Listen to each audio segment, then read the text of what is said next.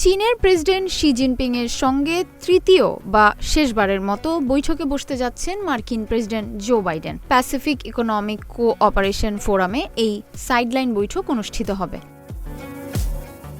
মার্কিন জাতীয় নিরাপত্তা উপদেষ্টা জ্যাক সুলিভান বিষয়টি গণমাধ্যমকে নিশ্চিত করেন। বৃহস্পতিবার এক প্রতিবেদনে এই তথ্য জানিয়েছে বার্তা সংস্থা রয়টার্স।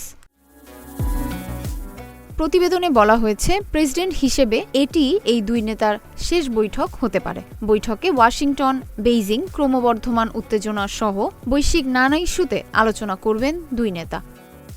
এছাড়া চীন সংশ্লিষ্ট গোষ্ঠীর দ্বারা মার্কিন কর্মকর্তাদের ব্যক্তিগত টেলিযোগাযোগ সিস্টেম হ্যাক করার বিষয়ে জিনপিংয়ের কাছে উদ্বেগ তুলে ধরবেন বাইডেন। রয়টার্স বলছে, বৈশ্বিক পরাশক্তি এই দুই দেশের দুই নেতা সাম্প্রতিক বছরগুলোতে তাইওয়ান থেকে শুরু করে দক্ষিণ চীন সাগর এবং রাশিয়া ইস্যু পর্যন্ত উত্তেজনা কমিয়ে রাখার চেষ্টা করেছেন। তবে দুই নেতার বৈঠকের বিষয়ে এখন পর্যন্ত কিছুই জানায়নি বেইজিং।